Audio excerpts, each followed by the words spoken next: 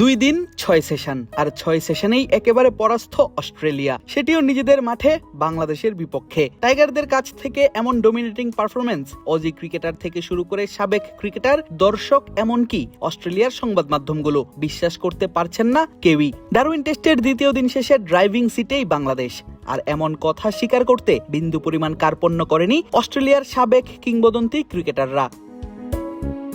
দিনের খেলা শেষে সিরিজের সম্প্রচার প্রতিষ্ঠান ফক্স স্পোর্টসের আলোচনায় হাজির হন অজি গ্রেট অ্যাডাম গ্রিলকিস্ট, সাবেক অধিনায়ক ডেভিড ওয়ার্নার, নারী কিংবদন্তি ক্রিকেটার এলিসা হিলি এবং অজি ব্যাটার জ্যাক ওয়েদাল্ট। চারজন মিলে বাংলাদেশকে ভাসান প্রশংসায়। বলেন, এমন খেলা বাংলাদেশ খেলবে, তাও পূর্ণ শক্তির অস্ট্রেলিয়ার বিপক্ষে, এমনটা কখনোই ভাবেননি তারা।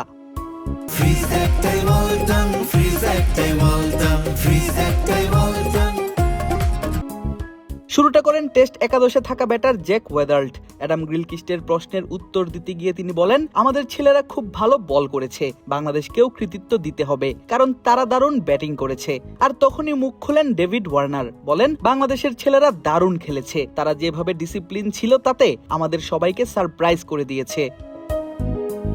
পাশাপাশি বাংলাদেশকে এগিয়ে রেখে করেন তানজিদ তামিমের প্রশংসাও। বলেন, তানজিদের এটা মাত্রই দ্বিতীয় টেস্ট, সে সেঞ্চুরি করেছে, তার জন্য এটা দারুণ অর্জন। আমি তো বলবো বাংলাদেশই এখন এগিয়ে আছে। আমি কখনোই অস্ট্রেলিয়ার মাটিতে কাউকে এভাবে ডমিনেট করতে দেখিনি, বিশেষ করে উপমহাদেশের কোনো দেশকে।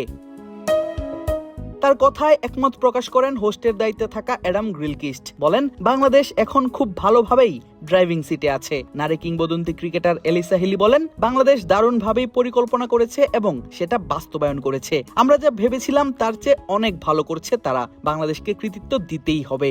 আমরা ভেবেছিলাম অস্ট্রেলিয়া হয়তো আজকে ব্যাটিং করবে, কিন্তু মেহেদী মিরাজ ও হাসান মাহমুদ দারুণ ব্যাটিং করছে।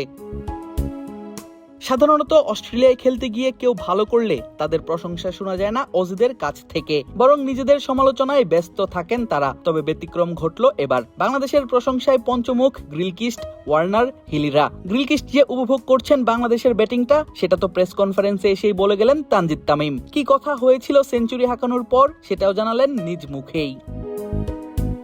দেখেন, ক্যাচ ড্রপের কথা যেটা বললেন, it's a part of game. ওর সময় কিন্তু দেখছেন একটা স্নিক হয়েছিল, বাট ওটা বেঁচে গেছে। তো আমার কাছে মনে হয় যে এটা পার্ট অফ গেম, এটা নিয়ে কিছু বলতে চাই না।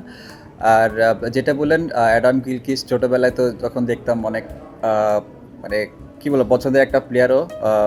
আর ও যখন আমার ইন্টারভিউ করছিল তার আগে আমাকে বলছিল যে ও অনেক এনজয় করছে আমার ব্যাটিংটা। তো এটা ভালো লাগার বিষয় আমার কাছে। তবে এখনো বাকি ম্যাচের 3 দিন, খুব সহজেই যে ছাড় দিবে না অস্ট্রেলিয়া সেটা বোঝা গিয়েছে তাদের কথাতেই। দেখার পালা 2 দিন ভালো করে টাইগাররা কিভাবে সামলান শেষ 3 দিনের খেলা। আদিব আশরাফ, ক্রিক ফ্রেন্জি।